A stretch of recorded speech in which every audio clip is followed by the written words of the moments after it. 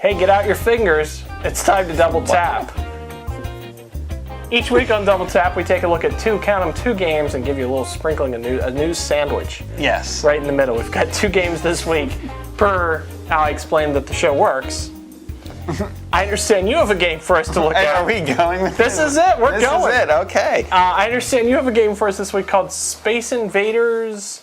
Infinity Gene. Okay. It's a little bit of a long time. You remember Space Invaders, sure, right? Sure. I mean, you're old enough to remember that. Absolutely. So this is made by the company that made the original Space Invaders, Taito. And it's sort of we'll say a retro reimagining of Space Invaders. So it's a lot faster paced than the original Space Invaders. Sort of a stylized take on those original graphics, you know, sort of keeping with the original style, but sort of maybe upping it, taking it to 11, as they say. It's Space Invaders on steroids. It is. There you go.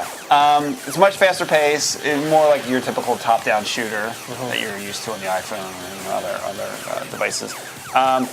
Has a nice soundtrack, nice score. Sort of this whole techno thing going on. Sort of fits with the whole look of the game. And there's also the feature to use your own music if you're big. I don't know if you have the. You probably wouldn't want to play like Bruce Springsteen or something, but if you have like some real, fast, techno or house music, it probably would work well with the game. But I've only just started playing, only a few levels in, but I like it so far. It's now it seems to me good shooter. That from the levels we're looking at here, the portion of the game that actually looks like the old Space Invaders, where they're all lined up, and that goes by very quickly. Yeah, like you get glimpses of the sort of what the original Space Invaders were, but like you said, it's sort of Space Invaders on steroids. That sort of old, very methodic gameplay, the original Space Invaders. They built this tension by slowly, and then eventually quickly the the enemies came down to the bottom of the screen. Right. This is not like that at all. This is a more fast-paced shooter.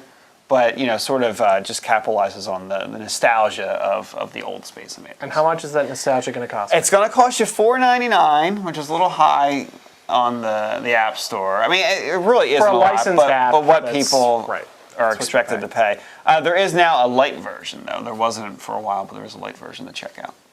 There you go. Again, Space Invaders. Infinity Gene. Horrible name. Needs to be just Space Invaders Infinity, maybe. But ooh. I don't know. Bad name, but great game. I like that. See, you should go into game consulting as well. What am I doing here? What are we doing? So last week we told you about NG Moko buying Freeverse. Yeah. And it turns out there's a little bit more news about former Freeverse people now. Yeah. So a little insider baseball. You heard it here first. Appular, they do a lot of, you may not have heard of them because they do a lot of press releases for apps. Yes. Well, it turns out now the former CFO of Freeverse, due to the shakeup at Freeverse, is going to Appular, where there are some other folks originally from Freeverse. And why would he go to a PR firm? Well, they're not going to do just PR. They're now going to be a publisher for the games. Now, we've talked before about, well, what's the role of a publisher? Why do you need a publisher on the App Store? Right. Yeah. And I guess what it comes down to is you need PR. Yeah. So maybe it makes sense. Maybe that's what a publisher looks like in the App Store. Yeah, I mean, the old publisher sort of, I don't know, the name of what their job description, publishers, they would, get the disc printed, manufacturing costs, handle marketing.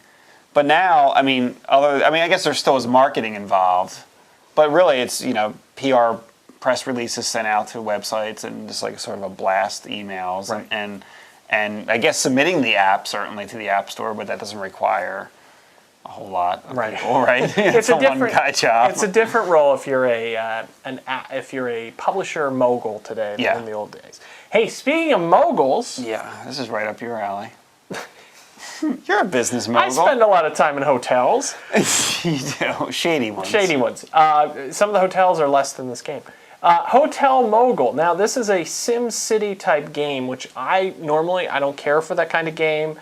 But there's something about this one. I've now officially logged more time on this game than any other iPhone app I've played. Really? Absolutely. Till 3 in the morning, folks can verify they'd wake up and I'd still be there playing it. I don't know if you really should be holding a cell phone that long, but that's a whole other discussion. So taking a look at Hotel Mogul, basically you own so many buildings, so many lots, and you can build up your hotel. You can go from a campground to a luxury business hotel, and each level has different goals. And that's kind of the neat thing about it, is that it's these mini levels. It's not like one ongoing world.